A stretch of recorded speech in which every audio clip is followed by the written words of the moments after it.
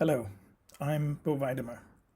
This is the first in a series of 10 videos on consequential modeling in lifecycle inventory analysis.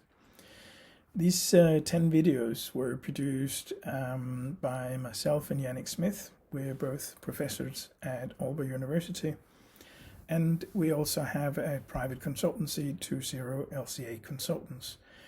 Over the last 10 to 20 years, we've been developing these slides in a context of the teaching at the Aalborg University and for private clients. The 10 videos will deal with different aspects of consequential LCA, and we will start with the definitions and the relationship to social responsibility, going on with the ISO standards, and the last set of slides will deal with how you actually perform an LCA. Let's start with the attributional and consequential definitions and how they relate to social responsibility. The authoritative definitions of the terms were given in 2011 by the UNEP CTAC. The attributional approach is defined as a system modeling approach in which inputs and outputs are attributed to the functional unit of a product system by linking and/or partitioning the unit processes of the system according to a normative rule. So the focus is on attribution and the normative aspect.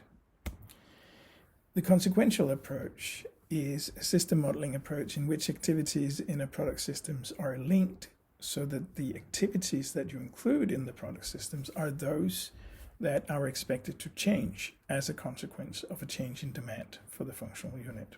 So the focus is on identifying what changes and looking at how that relates to the functional unit of the system. Another more illustrative way of explaining the difference between attributional and consequential is this drawing that stems back from a publication in 2003. On the left side, or maybe I should start saying the circles, they represent the total impacts of all human activities in the world.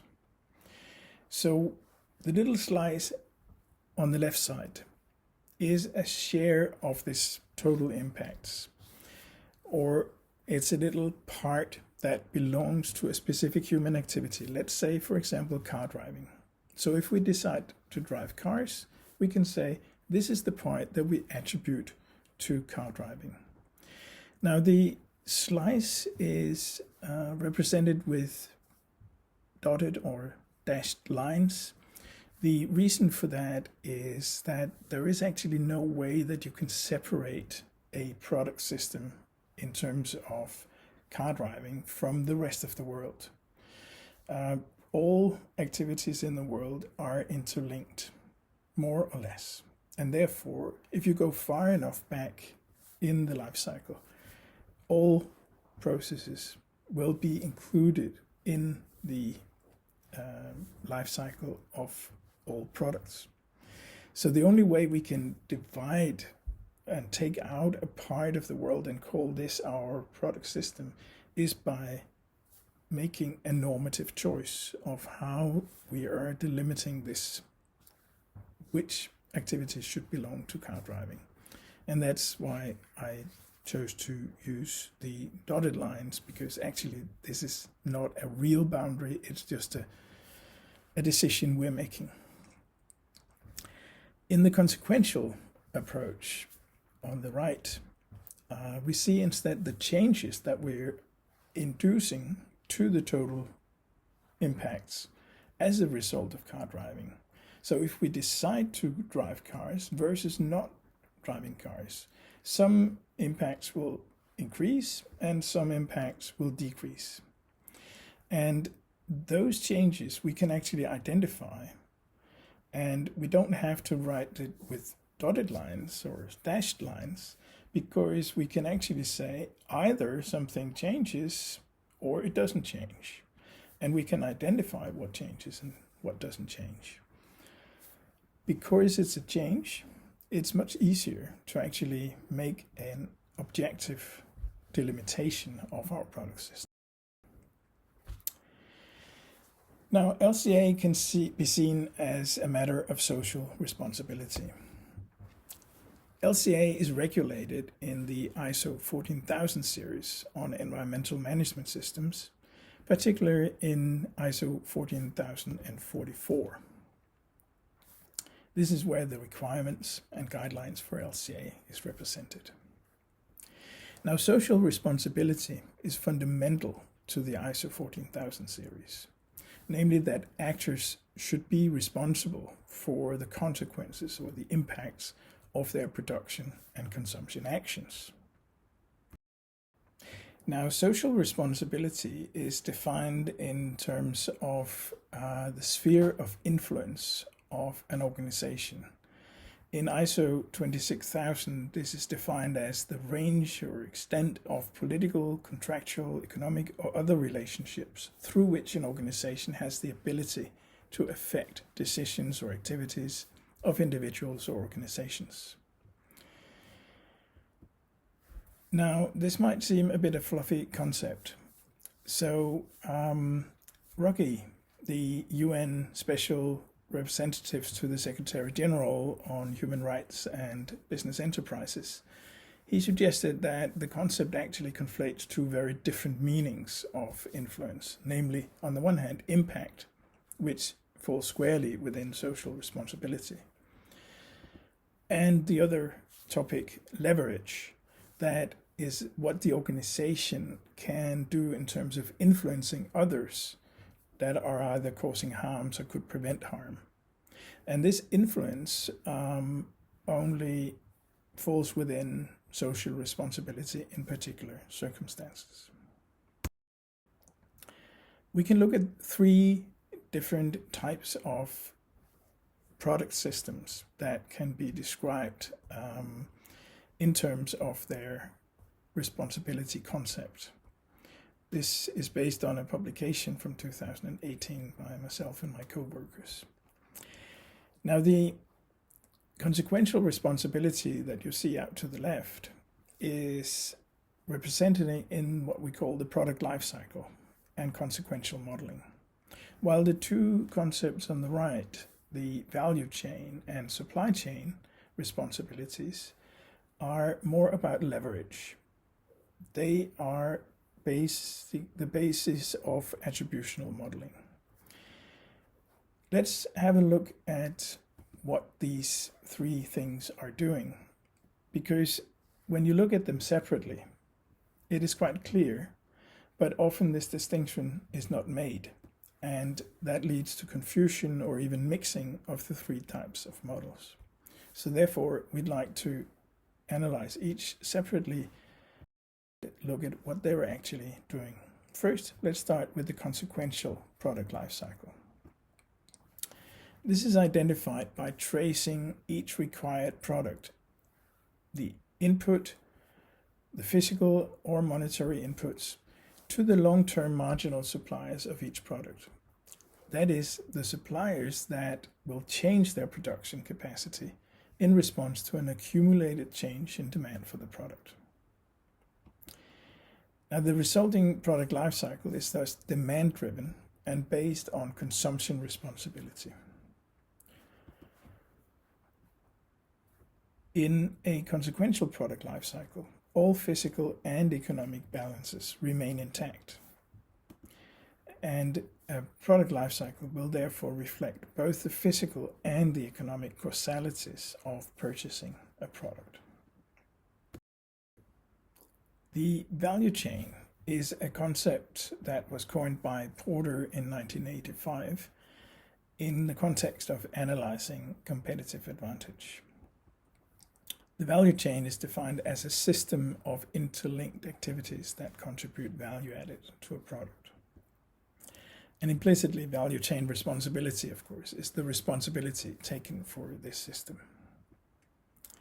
To obtain the value chain for a single product, joint production activities needs to be partitioned. As you see here, only a part of the upstream of the of the value chain is included, namely that which actually could be assigned value to the product.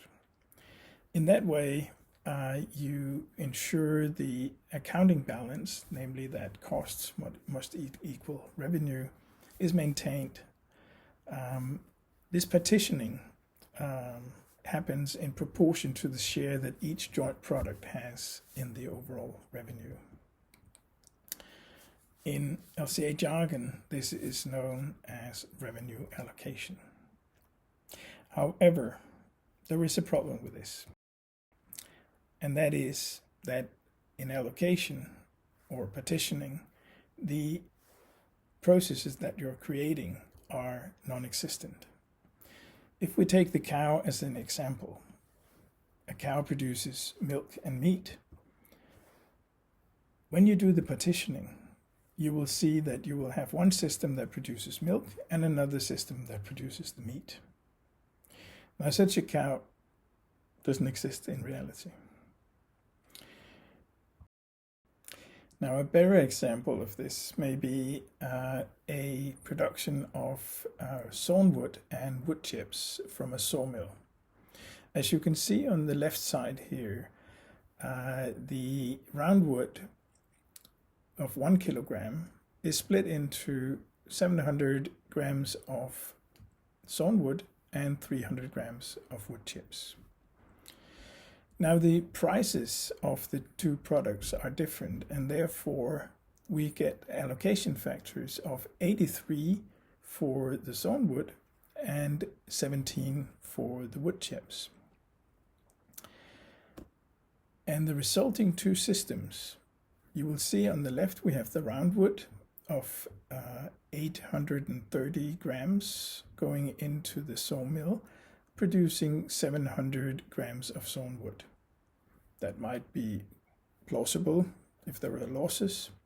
But if you go to the right side of the picture, we see the round wood of 170 grams going into becoming 300 grams of wood chips.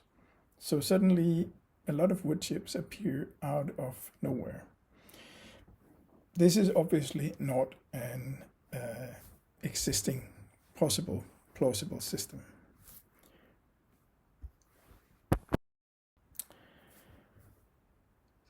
So the problem is that unless the joint products have the same price per physical unit, the resulting systems will not be physically balanced. Although, of course, you can create an artificial balance by making allocation corrections. A value chain reflects the economic reality of production and consumption of an average unit of product, but not the physical reality. So, because it's based on average and revenue allocation, a value chain neither reflects physical nor the economic causality of purchasing a product, because the average doesn't say anything about what changes. In the supply chain, this is sometimes used as a synonym for value chain, but if we look closer at the definition, it's actually the logistic chain of suppliers to an activity. This is increasingly being used in relation to traceability, where a customer wishes to know the exact origin of a product. We can take mass as an example of this, where we are tracing the mass property back in the life cycle or in the supply chain. Now, supply chains, they vary depending on the chosen property. So if we include the mass, we need to define, is it dry mass, is it wet mass, is it the water mass, or is it the carbon mass? But we could also use other things than mass. We could look at energy. We could look at time. Unless these properties are intrinsically linked, then we will get different results. So for an unambiguous identification, a supply chain must be specified in terms of the physical properties that it supplies. Then we can, of course, overlay several of these supply chains on top of each other if the decision maker wishes to take responsibility for several different properties of the product. In practice, the supply chain is partitioned as well. Just like the economic partitioning, here we are doing a mass partitioning. In the case we're looking at the mass balance, we will maintain the mass balance, but we will have a problem with the accounting balance. So the economic balance is no longer maintained. So only the property that you're using for allocation or partitioning is actually preserved in the partitioned systems. And therefore, a supply chain also does not reflect either physical or economic causalities of purchasing a product.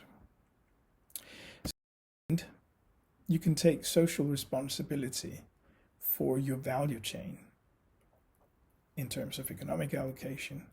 You can take responsibility for your supply chain by using, for example, mass allocation.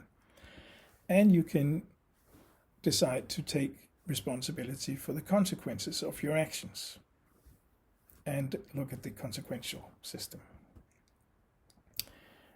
There is no right or wrong choice here. But you can argue that a life cycle assessment is always an assessment of the consequences, that is the impacts of the system, whatever of these three systems you may choose to be responsible for. And we argue that it's not consistent to take responsibility for the consequences of actions of others, those in your value chains or supply chains, and not to take responsibility for the consequences of your own actions, namely those in the consequential system. So the system that we take responsibility for must always be the consequential product systems, but then we may additionally include consequences of other activities in the value or supply chains.